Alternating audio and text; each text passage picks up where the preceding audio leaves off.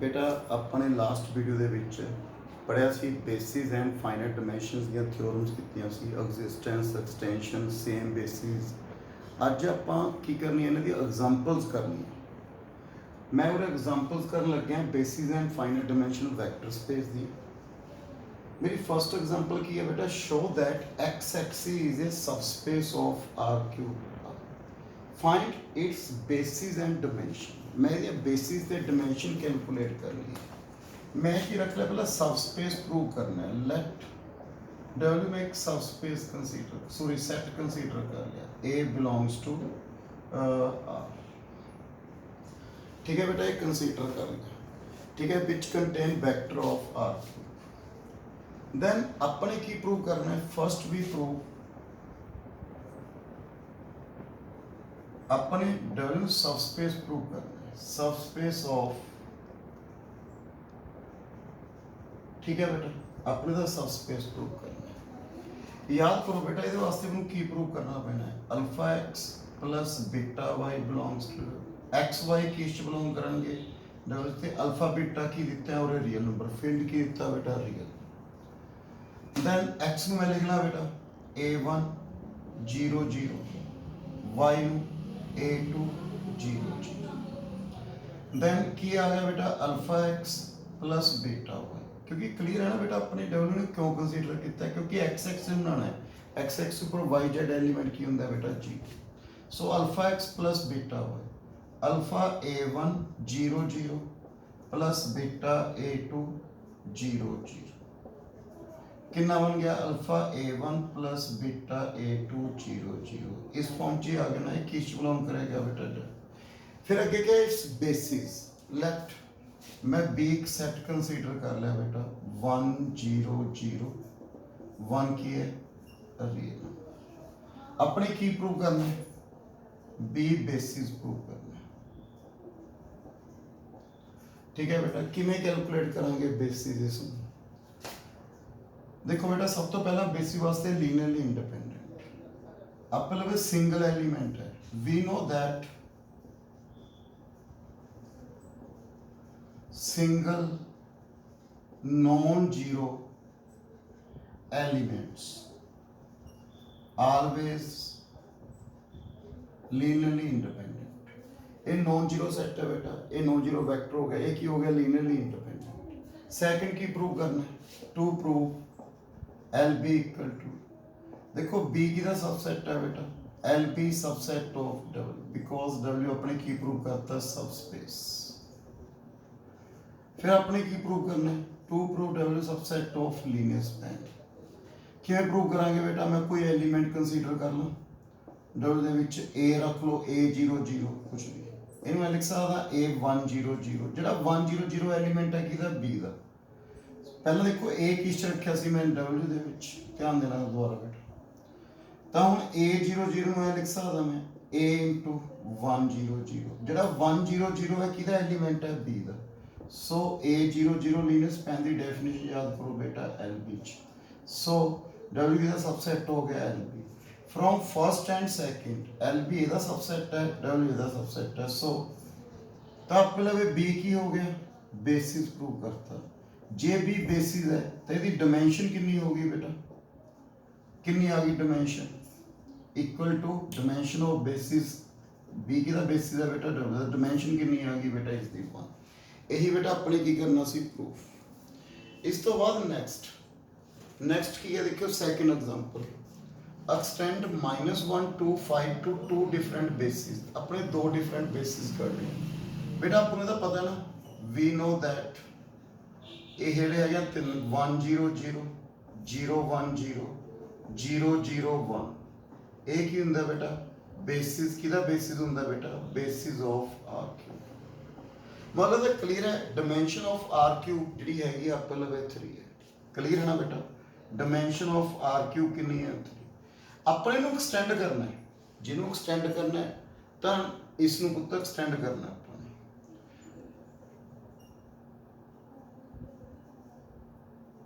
ਆਪਾਂ ਇਹਨੂੰ ਐਕਸਟੈਂਡ ਕਰਨਾ ਹੈ -1 2 5। ਇਹਨੂੰ ਐਕਸਟੈਂਡ ਕਰਨ ਲਈ ਦੇਖੋ ਆਪਾਂ ਨੂੰ ਪਤਾ ਹੈ, ਵੀ ਨੋ ਦੈਟ ਉਹ ਜਿਹੜਾ ਪੁਰਾਣੀ ਮੈਡੀਸਨ ਦੱਸੀ ਸੀ, singleton non zero set is always linearly independent. So ये तो linearly independent होगा ना बेटा, -1 2 5 एक्सटेंड। अच्छी चीज क्लियर है बेटा। मैं ਤੁਹਾਨੂੰ ਕਿਹਾ ਸੀ ਵੀ ਕਿਸੇ ਵੈਕਟਰ ਸਪੇਸ ਦੇ ਦੋ ਬੇਸਿਸ ਹੈ, ਉਹਨਾਂ ਦੀ ਡਾਈਮੈਂਸ਼ਨ ਸੇਮ ਹੋ। ਜਦੋਂ ਇਹਦੀ ਡਾਈਮੈਂਸ਼ਨ 3 ਹੈ, ਜਿਹੜਾ ਇੱਕ ਹੋਰ ਬੇਸਿਸ ਹੈ ਉਹਦੀ ਡਾਈਮੈਂਸ਼ਨ ਵੀ ਕਿੰਨੀ ਹੋਣੀ ਚਾਹੀਦੀ ਹੈ ਬੇਟਾ, 3 ਹੋਣੀ ਚਾਹੀਦੀ ਹੈ। ਸੋ ਆਪਾਂ ਕਿਵੇਂ ਕਰਾਂਗੇ ਚੈੱਕ ਬੇਟਾ, ਇੱਧਰ ਧਿਆਨ ਦੇਣਾ ਬੇਟਾ ਸੁਣੇ, ਕਿਵੇਂ ਕਰਾਂਗੇ ਆਪਾਂ। -1 2 5 ਲੀਨੀਅਰਲੀ ਇੰਡੀਪੈਂਡੈਂਟ ਇਹਨੂੰ ਐਕਸਟੈਂਡ ਕਰ ਲੈ। ਇਹ ਗੱਲ ਮੇਰੀ ਧਿਆਨ ਨਾਲ ਤੁਹਾਨੂੰ ਸਮਝ ਆ ਗਈ ਨਾ ਬੇਟਾ, ਵੀ ਜਿਹੜਾ ਹੁਣ ਬੇਸਿਸ ਬਣੂਗਾ ਅੱਗੇ ਐਕਸਟੈਂਡ ਕਰਾਂਗੇ ਉਹਦੀ ਡਾਈਮੈਂਸ਼ਨ ਵੀ 3 ਹੋਣੀ ਚਾਹੀਦੀ ਹੈ। ਕਿਉਂ? ਤੁਹਾਨੂੰ ਥਿਓਰਮ ਪ੍ਰੂਵ ਕਰਾਈ ਸੀ ਬੇਟਾ, 2 basis of any vector space in same number of elements। ਸੋ ਆਪਾਂ ਨੇ ਲਿਖ ਲਿਆ ਬੇਟਾ, ਦੇਖੀ ਨੂੰ ਐਕਸਟੈਂਡ ਕਰ ਲਿਆ ਬੇਸਿਸ ਦੇ ਵਿੱਚ, -1 2 5 0 0 0 1 0 0 0 1। एक ही है लीनियरली इंडिपेंडेंट है बेटा। B1 में बेसिस एक्सटेंड कर लिया, चेक कर सकते हो लीनियरली इंडिपेंडेंट है या नहीं। 0 1 0 0 0 1 किधे इक्वल आ गया बेटा, -1 not equal to 0।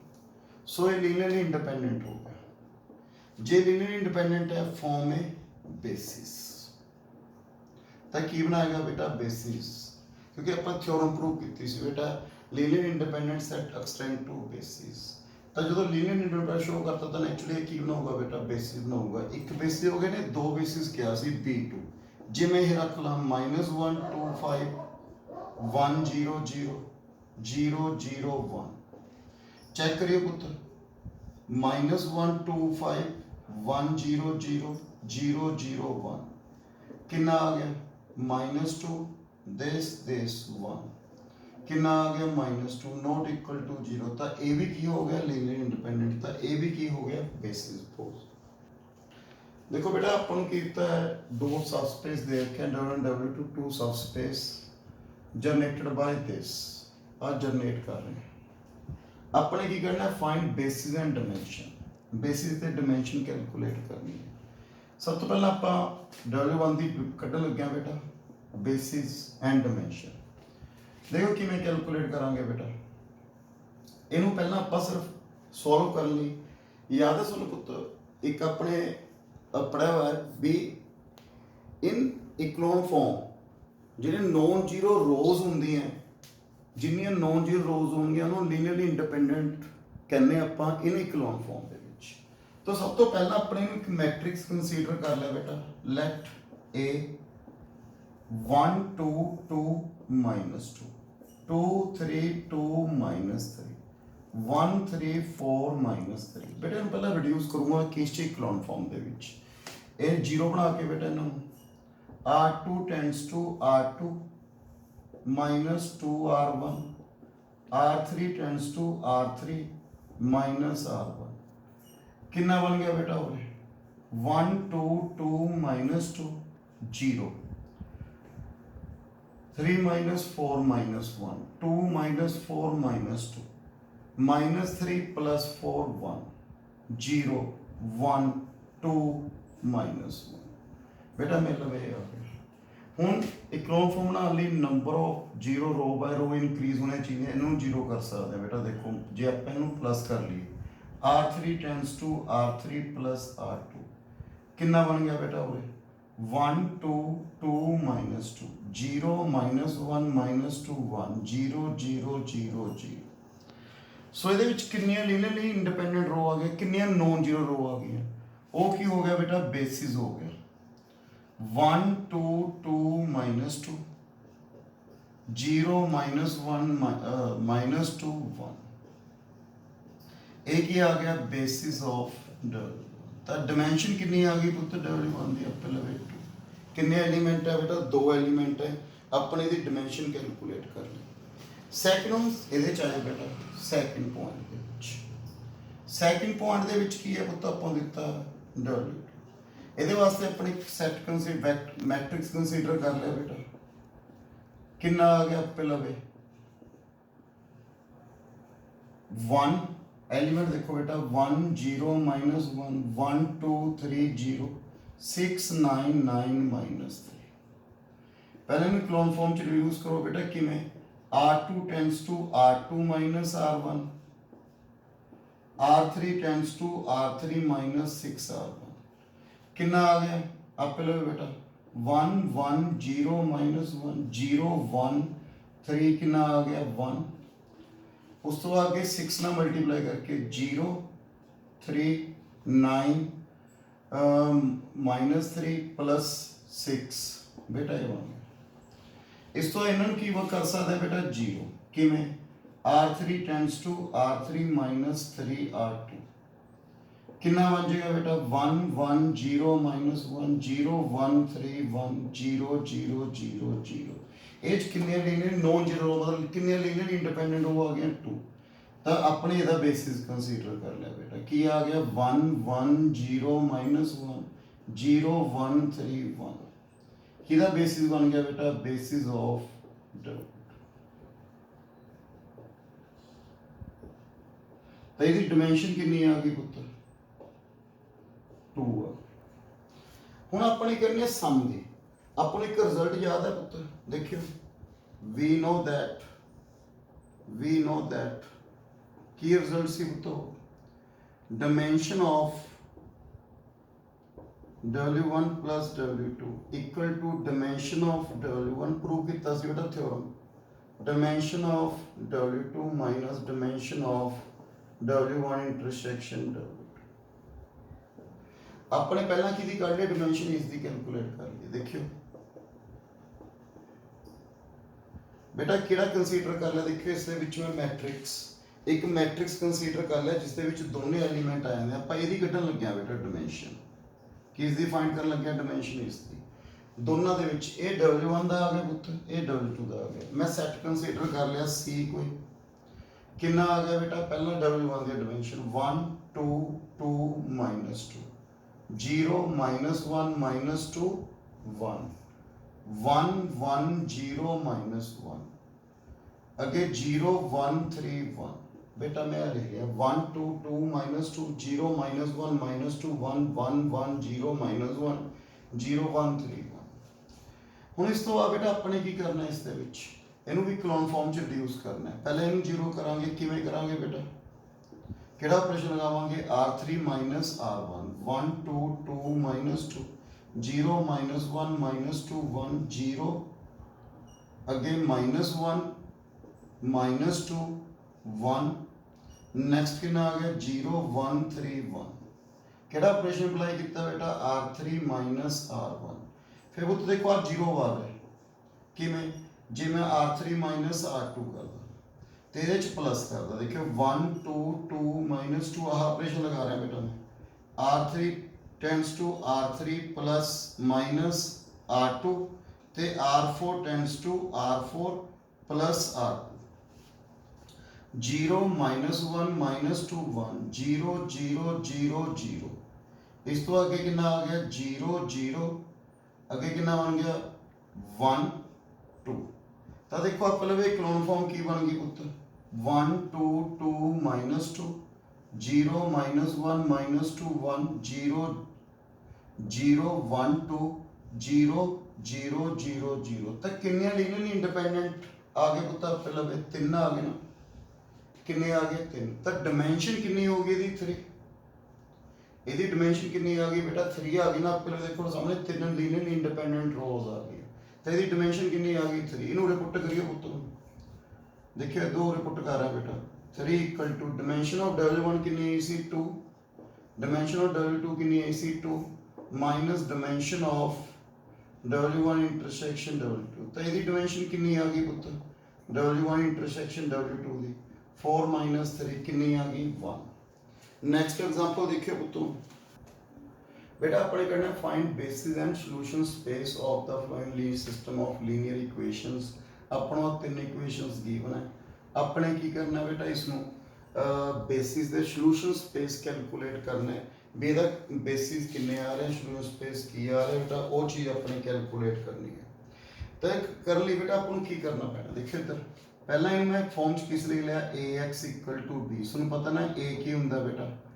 1 2 linear equation जो ले देने 2 - 1 1 2 - 1 3 - 2 2 4 minus 7 1 1 अगे x x y z s t ते b की है बेटा 0 0 0 मैं फॉर्म च लिख रहा इन पहला इकोनॉम फॉर्म च रिड्यूस कर लगे बेटा इन्होंने 0 कर किवें 0 होंगे बेटा r2 tends to r2 minus r1 r3 tends to r3 minus 2r1 कितना बन गया बेटा हुए 1 2 minus 2 2 minus 1 0 0 अगे 1 1 minus 1 पूरे 0 0 minus 7 plus 4 1 minus 4 1 plus ठीक है बेटा ये बन गया फिर हम 0 कर दो बेटा 0 बाहर है सामने देखो कि मैं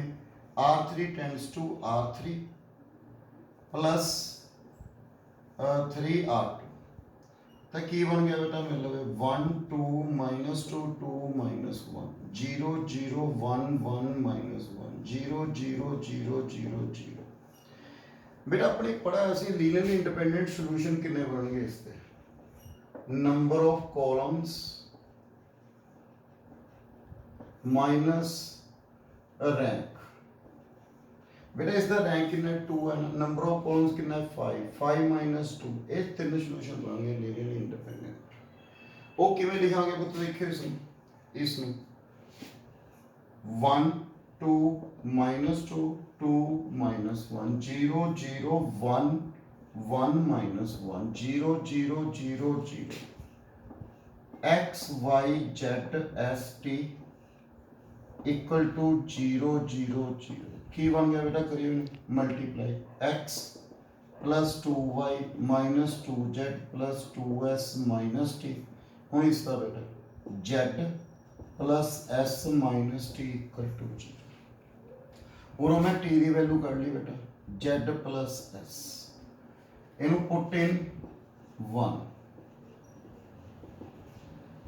x plus 2y minus 2z plus 2s minus Z minus S कितना बन गया x plus 2y minus 3z plus s equal to 0 x की वैल्यू कितनी आ गई minus 2y plus 3z minus s आ गई तब वैल्यू सॉल्यूशन किहड़े बन गए किहड़े लीनियरली इंडिपेंडेंट सॉल्यूशन आ गए बेटा z s t equal to सामने देखो की है एक y तीन इंडिपेंडेंट वेरिएबल आ रहे हैं बेटा y z ते s ਹੁਣ देखो बेटा x ਨੂੰ -2y 3z -1s ਅੱਗੇ y ਨੂੰ ਨੈਚੁਰਲੀ y ਨੂੰ ਕੀ ਲਿਖਾਂਗੇ बेटा y ਦੇ ਇੱਕੋ ਲਿਖਾਂਗੇ ਬਾਕੀ ਦੋਨੇ ਕੀ ਹੋਣਗੇ ਪੁੱਤ 0 ਤਾਂ ਕੀ ਲਿਖਾਂਗੇ y ਨੂੰ 1 0 0 z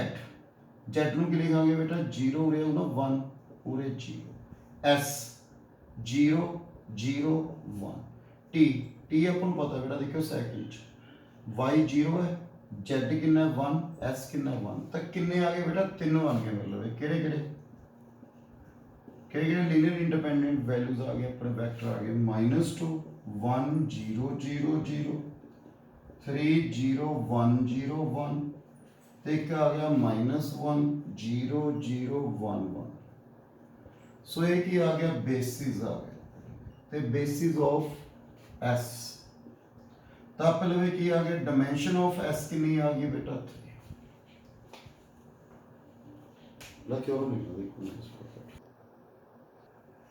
देखो बेटा prove that every subspace of finite dimension vector space has a complement भी हर एक सबस्पेस ਜਿਹੜਾ फाइनाइट डायमेंशन लवांगे ਉਹਦਾ ਕੋਈ ਨਾ ਕੋਈ ਕੰਪਲੀਮੈਂਟ ਹੋਏਗਾ बेटा याद है कंप्लीमेंट्री सबस्पेस की सी जे आप डायरेक्ट सम प्रूव कर दिए दो सबस्पेस हो जे आप डायरेक्ट सम प्रूव कर दिए तो एक दूसरे का की होंगे कंप्लीमेंट होंगे ला देखियो पुत्र इधर लेफ्ट पहला मैं एक ना B1 बेसिस कंसीडर कर लिया B1 B2 Vn basis of W1 किदा सबस्पेस है बेटा V का दिता हुआ अपन ठीक है एवरी सबस्पेस ऑफ फाइनाइट में W1 सबस्पेस ले लिया किदा V का हुन देखियो पुत्र अगे ਤਾਂ LB1 ਕਿਹਦੇ ਇਕੁਅਲ ਆ ਗਿਆ W1 ਤੇ B1 ਕਿਹਦਾ ਸਬਸੈਟ ਹੈ W1 W1 ਕਿਹਦਾ ਸਬਸੈਟ ਹੈ V ਤਾਂ B1 ਕੀ ਹੋ ਗਿਆ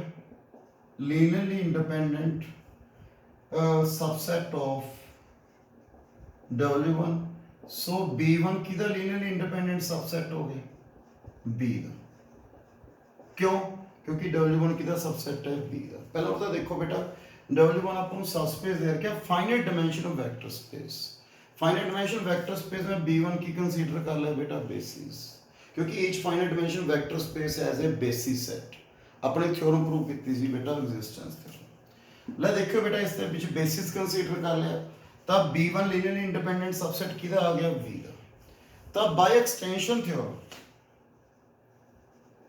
ਆਪਣੇ ਐਕਸਟੈਂਸ਼ਨ ਥਿਓਰਮ ਚ ਕੀ ਪ੍ਰੂਵ ਕੀਤਾ ਸੀ ਬੇਟਾ ਇਸ ਨੂੰ ਮੈਂ ਐਕਸਟੈਂਡ ਕਰ ਲਿਆ ਲੈਟ B ਨੂੰ B ਲਿਖ ਲਿਆ ਬੇਟਾ ਐਕਸਟੈਂਡ ਕਰਕੇ ਲਿਖ ਲਿਆ ਕੀ ਲਿਖ ਲਿਆ ਪੁੱਤ ਇਸ ਦੇ ਵਿੱਚ V1 V2 Vn Vn+1 Vn+2 Vn+m की लिख लिया बेसिस ऑफ B लिख लिया सो LB किहदे इक्वल आ गया V ते B की आ गया लीनियरली इंडिपेंडेंट मैंने ये कंसीडर कर लिया लेट मैं एक B2 सेट कंसीडर कर लिया B2 किसदा बेटा क्योंकि अपने प्रूव करना है बेटा भी दो सबस्पेस है तां कंप्लीमेंट होंगे जे डायरेक्ट सम हो इस करके मैं दूसरा बेसिस किहदा कंसीडर कर लिया बेटा W2 ला की कंसीडर कर लिया Vn+1 Vn+2 Vn+m ठीक है सेट कंसीडर कर लिया ठीक है मतलब क्लियर है तो अपने की प्रूव करना देखो इस दे विच लेट B2 की है बेसिस ऑफ B2 की कंसीडर कर लिया सबस्पेस लेट इधर लिख रहा बेटा लेट W2 की ले लिया बेटा V the subspace of V generated by B2 सो मेरे लिए कितना आ गया LB2 किधर इक्वल आ गया W2 मैं एक W2 की कंसीडर कर लिया सबस्पेस जनरेटेड बाय V2 ਹੁਣ मैंने की प्रूव करना और पुत दो सबस्पेस आ गए मेरा टारगेट की है इन्हां दा डायरेक्ट सम प्रूव करना है ਇਹਦੇ ਵਾਸਤੇ ਉਹਨੂੰ ਕੀ ਪ੍ਰੂਵ ਕਰਨਾ ਉਹ ਨੰਬਰ 1 ਲੀਨੀਅਰ ਸਮ ਨੰਬਰ 2 ਇਹਨਾਂ ਦੀ ਜਿਹੜੀ ਇੰਟਰਸੈਕਸ਼ਨ ਹੈ ਉਹ ਕੀ ਹੈ ਪੁੱਤ जीरो मैंने आ दो चीज़ां प्रूव करनी है सब तो पहला बेटा मैं की प्रूव कर लग गया चीज प्रूव कर लग गया मैं रख लिया V की चाहे V दे विच ओके आ देखियो V किहदे इक्वल है बेटा उरे ध्यान देखो बेटा LB दे तां V दे एलिमेंट नाल की बना रहा बेटा combination summation I the value 1 तो लेके n+m तक अल्फा I V I इन्हें मैं लिख सकता बेटा I दी वैल्यू 1 तो लेके n तक alpha I VI plus I the value n+1 तो n+m अल्फा I VI दो फैक्टर डिवाइड करता रीजन सी ध्यान देखो A की दे एलिमेंट है सारे B1 W1 दे सारे एलिमेंट है ठीक है पुत्र ये सारे की दे देखो ये किस बिलोंग कर गया LB1 ये किस बिलोंग कर गया LB2 LB1 किस दे इक्वल है बेटा W1 प्लस W2 तब V किदे इक्वल आ गया मतलब लीनियर सम दे इक्वल आ गया बेटा इस तो हमने की प्रूव करना पुत्र टू प्रूव इन्हां दी इंटरसेक्शन की है एम्प्टी है लेट x कोई एलिमेंट रख ले बेटा इन्हां दे विच सो x W1 च बिलोंग करूगा एंड x किस बिलोंग करूगा W2 च जे x W1 च बिलोंग करदा बेटा आ देखियो बेटा सो x किस च बिलोंग करूगा LB1 एंड x किस च बिलोंग करूगा पुत्र देखियो बड़ा LB2 च तो x किदे एलिमेंट ना कंबीनेशन हो पुत्र B1 ते B2 तो की आ गया और x किदे इक्वल आ गया summation AI VI I the value 1 तो लेके n तक उरे x किदे इक्वल आ गया summation VI VI I the value n+1 तो n+m दोनों इक्वल है ना पुत्र सो कितना आ गया summation AI VI I the value 1 तो लेके n तक आ देखो बेटा दोनों इक्वल करता summation I the value n+1 तो n+m VI VI सो मेरे लिए कितना आ गया बेटा I दी वैल्यू 1 तो लेके n तक AI VI minus summation i the value n+1 ਤੋਂ n+m। ਹੁਣ ਇੱਕ ਵਾਰ ਨੋਟ ਕਰੋ ਬੇਟਾ, ਇਹ ਸਾਰੇ ਕਿਹਦੇ ਐਲੀਮੈਂਟ ਹੈ? b ਦੇ। ਦੇਖੋ v1 v2 vn vn+1 vn+2 vn+1 ਸਾਰੇ ਆ ਗਏ ਨਾ ਉਰੇ। ਦੇਖੋ b ਕੀ ਦਿੱਤਾ ਹੋਇਆ? ਲੀਨੀਅਰਲੀ ਇੰਡੀਪੈਂਡੈਂਟ। ਜੇ b ਲੀਨੀਅਰਲੀ ਇੰਡੀਪੈਂਡੈਂਟ ਹੈ ਤਾਂ ਸਾਰੇ ਸਕੇਲਰ ਕੀ ਹੋ ਗਏ ਇਹਦੇ ਵਿੱਚ? ai ਵੀ 0 ਹੋ ਗਿਆ, bi ਵੀ 0 ਹੋ ਗਿਆ, ਸਾਰੇ ਸਕੇਲਰ ਕੀ ਹੋ ਗਏ? 0 ਹੋ ਗਏ। ਜੇ ਸਾਰੇ ਸਕੇਲਰ 0 ਹੋ ਗਏ ਤਾਂ x ਕੀ ਹੋ ਗਿਆ ਪੁੱਤ? ਪਹਿਲਾਂ ਵੀ 0, ਕਿਉਂ? ਜਦੋਂ ai 0 ਹੈ ਤਾਂ x ਵੀ ਕੀ ਹੋ ਗਿਆ ਬੇਟਾ? 0। ਜੇ x 0 ਹੈ ਤਾਂ ਆਪਾਂ ਕਹਾਂਗੇ ਇਹਦਾ ਸਬਸਪੇਸ ਕੀ ਆ ਗਿਆ ਪੁੱਤ? 0। ਸੋ v ਕਿਹਦੇ ਇਕੁਅਲ ਆ ਗਿਆ? ਡਾਇਰੈਕਟ ਸਮ। ਸੋ ਆਪਾਂ ਕੀ ਕਹਾਂਗੇ? W1 ਤੇ W2 ਕੀ ਆਪਸ ਦੇ ਵਿੱਚ ਕੰਪਲੀਮੈਂਟਰੀ ਸਬਸਪੇਸ। ਬੇਟਾ ਇਹੀ ਆਪਾਂ ਨੇ ਕੀ ਕਰਨਾ ਸੀ? ਪ੍ਰੂਫ।